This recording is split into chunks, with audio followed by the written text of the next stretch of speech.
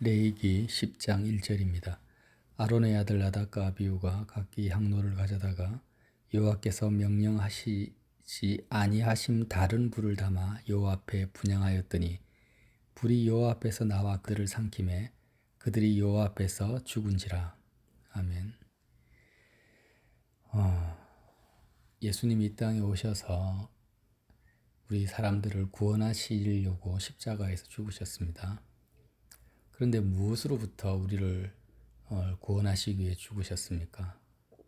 우리 속에 있는 죄와 허물로부터 라고 우리는 말을 합니다. 맞습니다. 죄와 허물로부터 우리를 씻기시기 위해서 피를 흘리셨죠. 그런데 궁극적으로는 좀 이상하게 들릴지 모르지만 사실 하나님으로부터 구원하시기 위해서 우리를 이 땅에 오신 거예요. 하나님이 세상을 이처럼 사랑하사 독생자를 내어주시기까지 우리 인생들을 사랑하셨는데 하나님이 보내신 그 독생자 예수 그리스도는요, 마귀로부터 지옥으로부터 죄와 허물로부터 우리를 구원하시기 위해 오셨다고 해도 틀린 말은 아니지만 궁극적으로는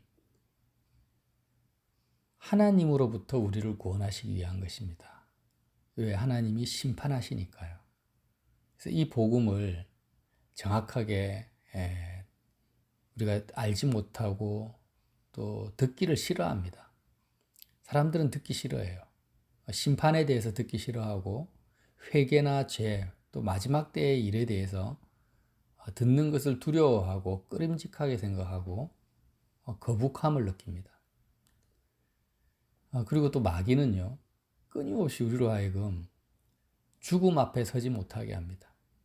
죽는 그 순간까지도 사는 것에 집착을 느끼고 이 세상 일에 온통 마음과 생각이 다 사로잡혀서 하나님이 어떤 분이신지, 하나님 앞에 서는 것에 대해서 관심조차 가지지 못하도록 사람들의 마음을 끊임없이 세상에 집착하도록 역사하는 것이 마귀의 괴계라는 것입니다. 그래서 우리는 성경 말씀을 볼 때 두려움이 생기고 또 불안함이 생긴다 할지라도 성경 말씀을 정확하게 봐야 됩니다. 하나님은 소멸하는 불이시라는 거예요. 소멸하는 불이십니다. 제 말이 아닙니다. 신명기 4장 24절에 신명기는 모세가 이제 죽기 전에 유언과 같은 말씀이잖아요. 모세가 경험한 하나님 뭐라고 고백합니까? 내 하나님 여호와는 소멸하는 불이시오라고 모세가 표현합니다. 하나님을. 이사야 4장 4절에도 주께서 심판하시는 영과 소멸하는 영으로 시온의 딸들의 더러움을 씻기신다고 합니다. 구약에만 그렇습니까? 신약의 히브리서예요. 12장 29절에 보면 우리 하나님은 소멸하는 불이심이라. 신구약 전체를 관통해서 하나님의 한 측면을 속성을 소멸하는 불로 말씀하시는 거예요. 레위기 10장에 오늘 읽은 나답과 아비후 아론의 아들 제사장들입니다. 그 소멸하는 불이신 하나님께 소멸되어 버렸어요. 다른 불을 성소의 분향단에 다른 불을 붙인 것입니다. 다른 불이라 함은 번제단의 불이 아닌 번제단으로부터 생겨난 그 제사를 지른 불씨가 있잖아요.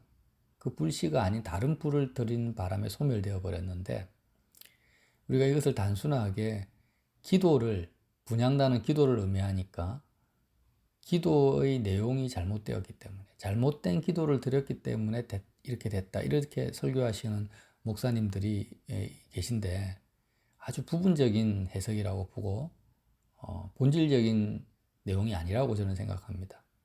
왜냐하면 우리도요 얼마나 많은 잘못된 기도를 드려왔습니까 이때까지. 육적인 기도, 예수님의 제자들도 마찬가지고요. 다 소멸돼야죠.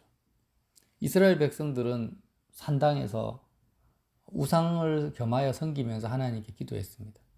살아남지를 못해야 됩니다. 그래서 나답과 아비후가 소멸된 것은 단지 기도를 잘못했기 때문에 그런 것이 아닙니다. 우리는 이 배경을 알아야 되죠. 왜 소멸되었는가.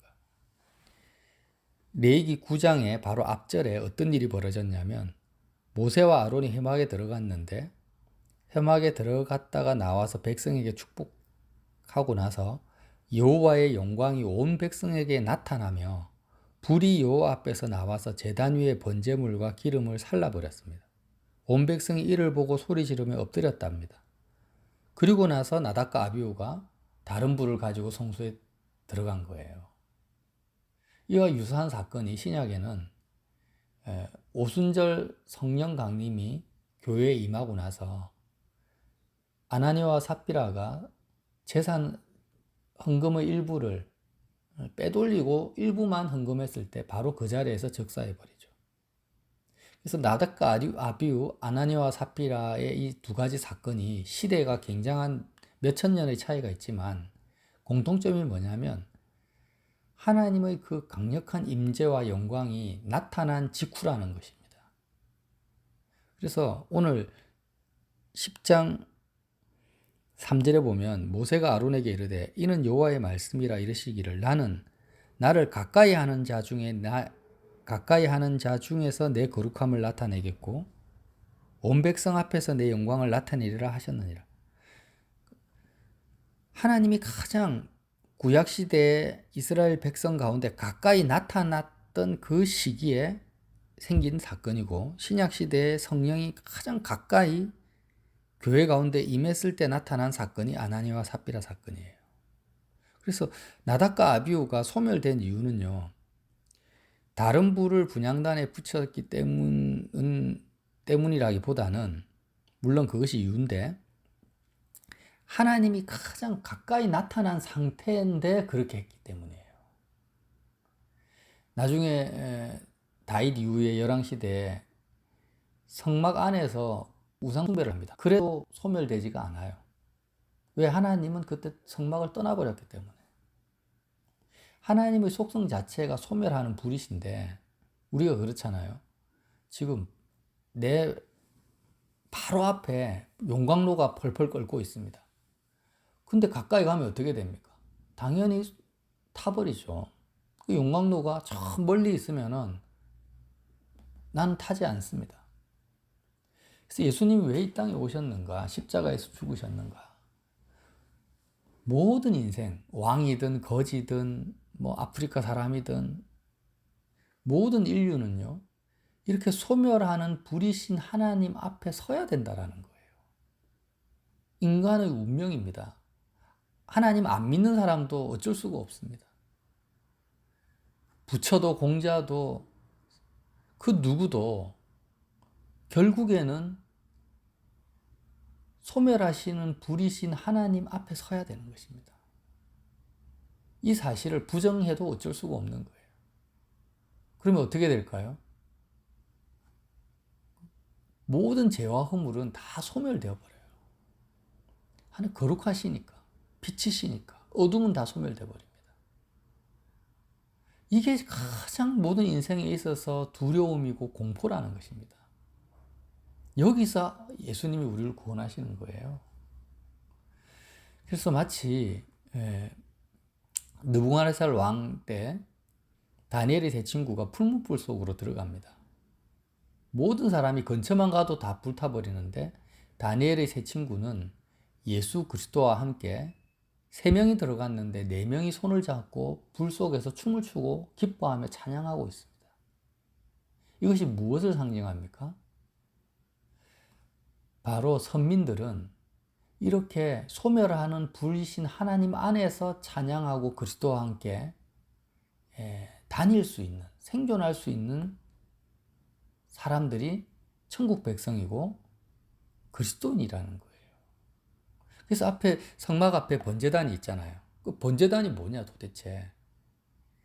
나의 인격과 그러니까 나의 영과 내 속에 죄가 있지 않습니까? 모든 더러움을 다 소멸시켜버리는 하나님을 만나기 전에 내 속에 세상과 연합되어 있고 세상과 관계되어져 있는 죄라는 것이 뭐냐면 내 마음을 하나님께 드리지 아니하고 세상에 눈에 보이고 귀에 들리는 하나님 말고 다른 대상이나 사건에 내 마음을 생각을 투입시키는 것 자체가 죄니까 죄와 허물과 나라는 존재는 원칙상 분리가 안 됩니다. 머리끝부터 발끝까지 세상으로 완전히 우리가 뒤덮여 있잖아요. 눈만 뜨고 일어나면은 세상 일 생각하지 하나님 생각 안 하지 않습니까? 우리 본능은, 우리 육적의 본능이 그렇잖아요. 그러니까 죄와 나라는 존재는 분리가 안 되니까 하나님 앞에 가면 소멸돼 버려요. 나답과 아비후처럼. 그래서 번제단이 있는데 이 번제단은 뭐냐? 나라는 인격체 영과 내 속에 있는 죄가 번제단에서 분리되어지는 것입니다. 무엇을 통해서요? 어린 양에게 안수함을 통해서. 그래서 제사를 드리는 사람이 제물, 소나 양의 머리에 그 안수를 할 때 내 안에 있는 모든 죄와 허물이 그 제물로 전가가 된다고 했죠. 전이가 됩니다.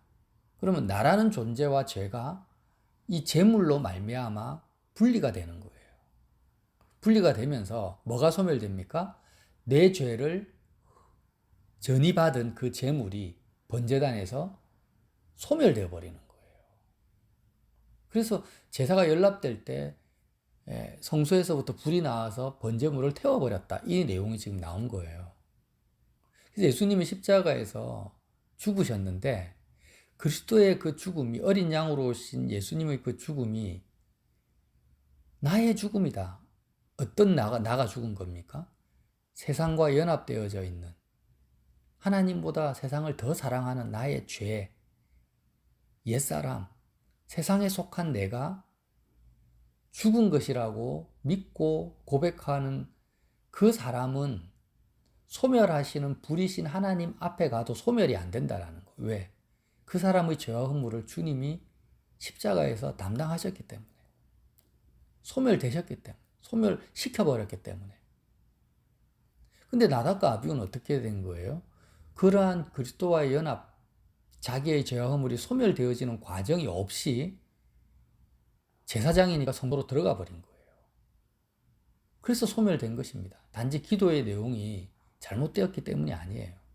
아나니와 삽비라는 왜 그러면 즉사해 버렸습니까? 신약 시대에는 모든 예수님을 믿는 성도들이, 성령 받은 사람 그 무리가 제사장이거든요. 왕 같은 제사장입니다. 구약에는 아론의 그 계보에 있는 레위 지파의 일부만이 제사장 가문이었지만 신약에서는 대제사장이신 예수님을 믿고 따르는 교회 전체의 한 사람 한 사람이 제사장이라는 거예요. 그런 상태에서 성령이 임하셨고 하나님의 거룩과 영광이 나타나는 가운데 제사장으로서 다른 불을 드린 것과 같은 거죠. 아나니와 삽비라가 그래서 죽은 겁니다. 그럼 우리는 다른가? 아닙니다. 지금 이 나답과 아비후, 아나니와 삽비라 사건을 왜 신구약을 통해서 관통하면서 우리에게 보여주시냐면, 모든 인생은 하나님 앞에 다 서야 되는데 그때 소멸되지 않으려면 어떻게 해야 되는가? 왜 주님이 구약에서는 번제가, 신약에서는 십자가 사건이 우리에게 주어졌는지를 말씀해 주시는 교훈이라는 거죠. 그래서 오늘도 우리는 죽어서 하나님을 만날 생각하면 절대 안 되는 거예요. 많은 사람들이 내가 죽기 직전에 예수 믿고 구원받아야 되겠다 이런 생각을 가지는데 절대 구원 못 받습니다. 그런 생각 가지면. 왜 그렇습니까? 내가 육이 살아있을 때 예수님과 함께 소멸하시는 불과 같은 하나님을 만나야 되는 것입니다. 내가 살아있을 때. 그래서 그 하나님의 거룩함과 영광을 내가 이 땅에서 경험했다면, 그리고 계속 그렇게 살아간다면 우리는 심판대 앞에서도 소멸되지 아니하고 주님과 함께 하나님 아버지의 품 안에서 영생을 누릴 수 있다는 것입니다. 그래서 영생은 지금 주어지는 것이죠. 저와 여러분이 이 사건, 참 두려운 사건이죠. 나와 상관이 없는 사건이 아닙니다. 수천 년 전에 어떤 제사장이 제사를 잘못 드려서 절차를 빼먹어서 그냥 죽었다, 이렇게 치부할 사건이 아니고, 내 속에 나답과 아비후가 있고 아나니와 삽비라가 내 안에 있구나.